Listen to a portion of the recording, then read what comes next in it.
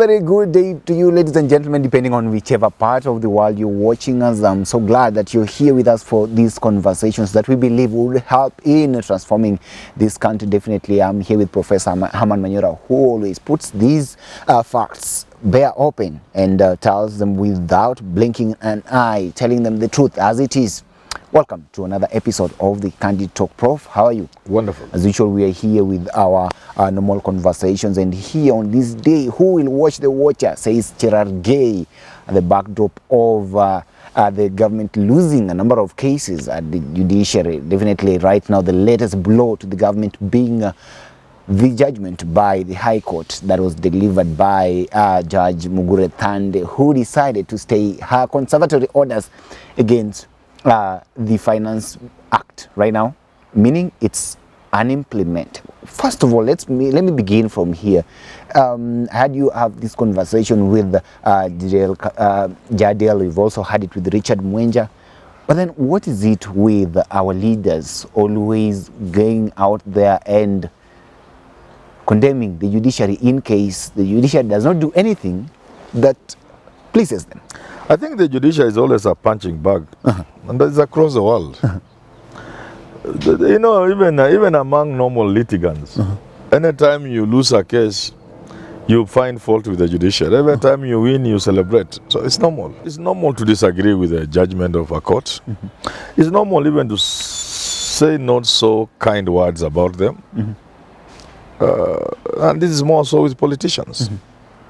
When Mudavadi says this is it, they say this judge is a Huru person, and that's normal, but we should minimize. The judiciary requires to operate in a state of respect. Yeah. Definitely. The nature of their work is that they have to be respected. I saw a number of senators allied, or rather leaders allied to the Kenya Kwanza administration, particularly talking of the Nandi senator. He said that and of course this was particularly directed to the Chief Justice right now, actually telling Kenyans that let her be aware that the Finance Act that has been, whose implementation has been suspended by the court right now, is the same one that is supposed to raise revenue to pay them salaries. I wonder, I'm trying to gauge the intention of the senator when he reminds the Chief Justice of the 40 million fuel guzzler that she's cruising around with, and telling her that it's the same government that pays for that. I mean, does it mean that the senator is trying to imply that now that the government pays the judiciary and then brings in all these kind of benefits to the judiciary, having all the judges there, then the judiciary that should perhaps just play along to the whims and the tune of the government? It's the same thing I'm saying, trying to attack the judiciary. But it also brings to surface something else. Does it mean the goodies extended to the judiciary was for their compliance, so that they may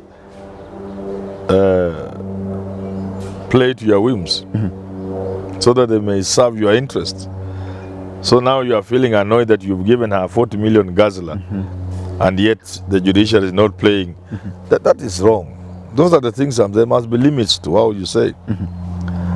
There are many people who think once you suspend this Finance Act, everything will come to a stop. That's not true. Let's get into that. Yes. By the way, what then are the implications of the suspension of implementation of this Finance Act right now, as we are here in a limbo? And people are saying that a number of things have been suspended, and it's as if a number of Kenyans are behaving as if the country is not going to move on. Things are going to be stranded where we are just because it has not been implemented. Every year, there is a Finance Act. The finance bill is prepared with proposals of how to raise revenue to finance budget, to run government. That act remains in force until it is replaced. So if this is replaced, what was there is still in force. So it's no crisis. The government here has got a new budget. There is what they intended to collect, that extra amount of money that they are not actually going to collect, if at all they use the previous Finance Act that you're saying is. But government monies is collected quarterly, monthly, and so on and so forth. So the case before court, being a case of such an immense public interest, being a case that involves government, running of government, government expenditure, raising of revenue, cannot take a long time in court. So whatever extra money is required, by the time the case is completed and concluded, they will still be using the... If the old Act 2022 allows you to collect, say, for practical purposes, the old Act allows you to collect 10 million shillings. But in the new budget, for that particular thing, is no longer 10 million, but 15 million. So you can continue collecting, collect up to 10 million. Surely even before you get to 5 million, the case would have been concluded. So you are saying that these kind of suspension has got no economic impact whatsoever on the country. What about the political impact? Anyway. Yeah, impact. There's some people who think they have won, others who think, others will attack the judiciary, but beyond the noise, political noise. But in terms of the actual running of government, nothing has happened. Nothing. The Finance Act 2022 is in place. Government will continue collecting revenue and spending the same money. So nothing. There are those who are saying that the judiciary is siding with the opposition to stifle all the attempts of the government to make things work in this country, and therefore bringing up what we call economic sabotage. Would like you buy what those now? views? Suspending an act and then an act, operation of an act. How does that affect the government? So just normal things. What people should be saying, our judiciary must always consider the weight of a matter, the public interest, national good, and the fact that it may slow the running of a county or a government, or the national government, and therefore work expeditiously to deliver judgment. On a matter like this, therefore, if you ask me, the judiciary must deliver judgment within a maximum of 30 days. Even that is too much. You don't need more than 2 weeks to deliver judgment on this. Yeah. The ball is now... it's a very small matter, because this is an act of parliament already. It's a law. So what argument do you have? If Omtata can convince you, for example, I am sure the housing levy is unconstitutional, because that is not what was taken for public participation. What was taken for public participation was a contribution that was a saving, which will be returned to you. And that's what the Kenyan people talked about in public participation. But now that it has become a tax, it was not subjected to public participation. So does the judiciary require 3 months to look to? This is obvious. I don't know whether somebody has raised that. There are issues Mtata has raised. They're very clear. You look at the constitution and you are a trained judge, a learned man or woman, you agree with Mtata or dismiss him. It doesn't require pages and pages of argument. Why? The judiciary must learn to move swiftly and make decisions judiciously but expeditiously. Do you believe that our leaders understand the concept of separation of powers, definitely when it comes to governance? They do, but they always encroach on it. Yeah. So where do we draw the line here? Where's the problem as a country? What can we do to ensure No, we are that growing. the We are judiciary growing remains as a democracy. These are things you grow through. Even the big countries, they didn't just achieve it. Yeah. Ball is now on the court, of course, on the court over the Chief Justice Martha Koome, and all Kenyans, the eyes are on her. We're waiting for her to appoint at least. Me, I'm only waiting for one thing. I'm not waiting for the 3 judges. The 3 judges she can get tomorrow. What are you waiting She should have done already. What are you waiting for then? What I'm waiting is for her to tell these people we want this thing out in 2 weeks. The judiciary can administratively make those kind of decisions. Yeah.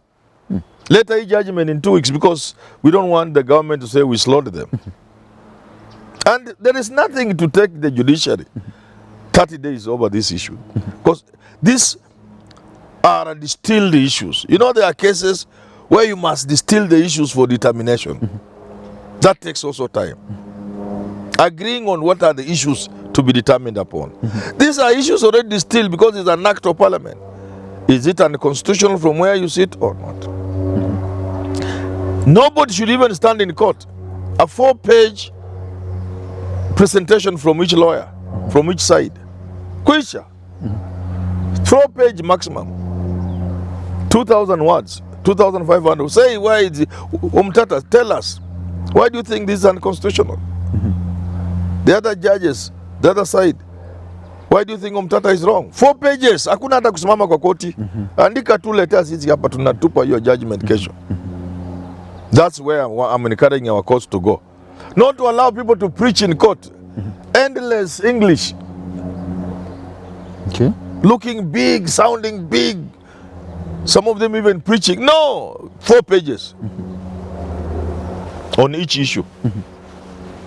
What do you make? Then you come here, we'll give you 10 minutes to summarize. What do you make? Within 2 hours, we have made a judgment. Okay. Yeah. So you don't expect them to take a lot of time? That's what I want to hear from the Chief Justice, not to 3 judges. 3 judges are there. I want to hear administratively it has been decided this thing will be done hard on a continuous basis for 5 days. The judges will retreat, write a judgment in another 5 days, and they deliver the judgment. We don't want the government to complain, to give excuses. No. We want to allow Ruto to run his government, to have his budget implemented, and the judiciary should not stand in the way. To me, standing in the way is doing the way they normally do things. Like suspending this thing indefinitely, but until 3 judge. By the time the judge was coming to read that judgment, he should have consulted the Chief Justice. In fact, the Chief Justice would administratively have picked up this issue. Administratively. And it's allowed, I think.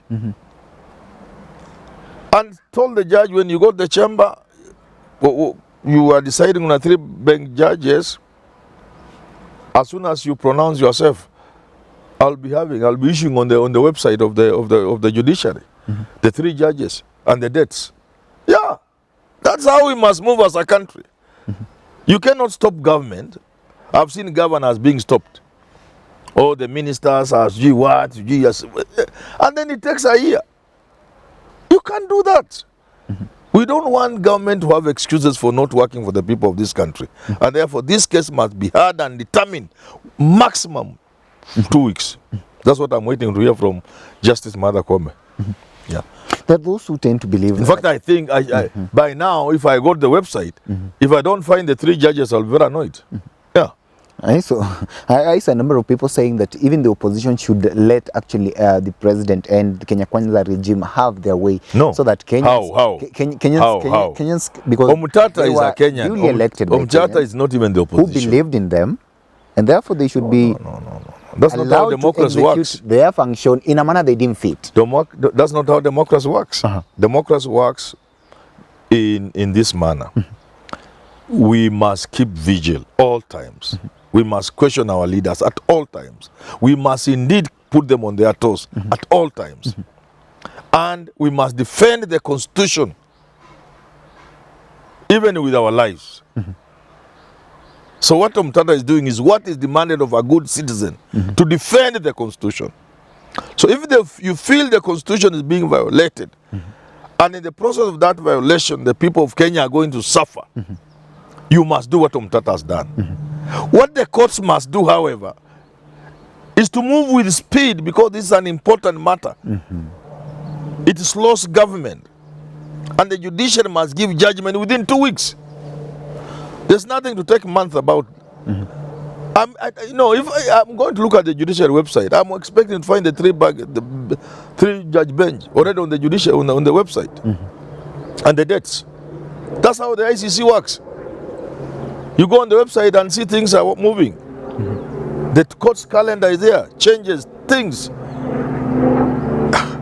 We must move like that. Well, as we wind up this conversation, what I want us to get clear here is that there is this sort of a conflict of interest, definitely. Let me put it that way, whereby some of our leaders do not understand. And that is why I asked you about the separation of powers. Until which time, okay, what will it take us as a country to realize that the judiciary should be independent, the police should be independent, all these other bodies that are independent should work on their own without being interfered with by the First of all, executive. even the guy, well, I can't remember the man, what was his name?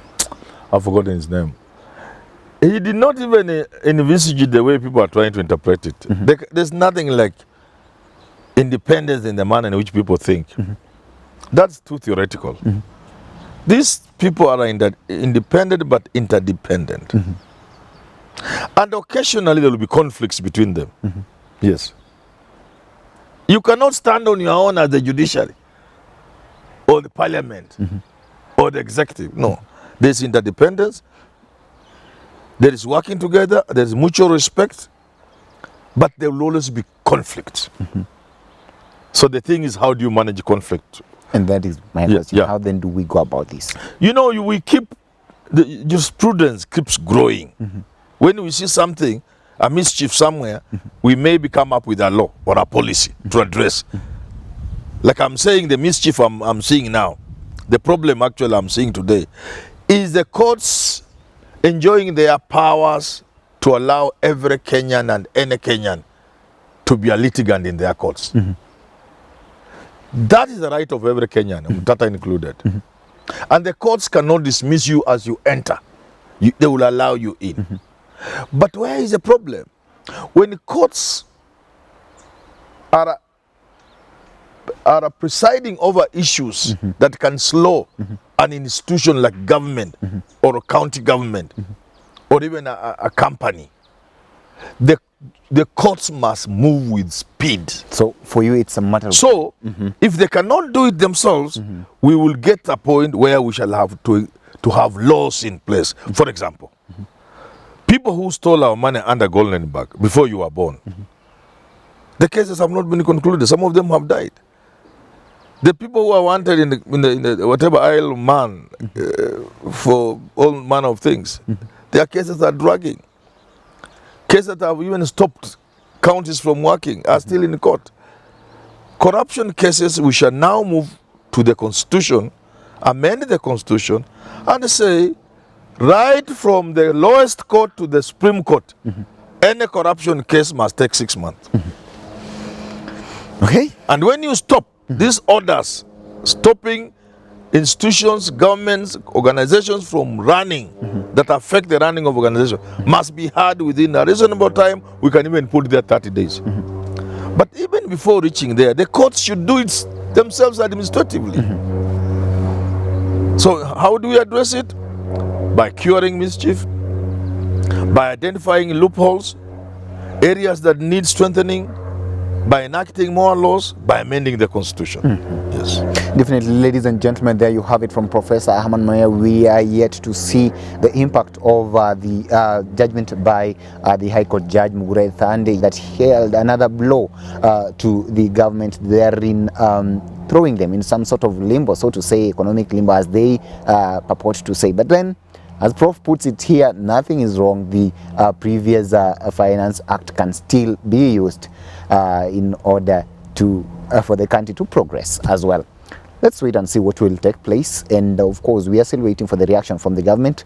We'll bring you up to date with comprehensive analysis of the same as well. Many thanks to all those who've made this publication possible. Of course, there's a team behind this, the technical crew, and as well as some of our members here. Remember, stay tuned to some of our programs that will be coming up next. Jadel Kabiro will be here, as well as Richard Mwenje. My name is Evans Okenyi. Such a pleasure to have you on board.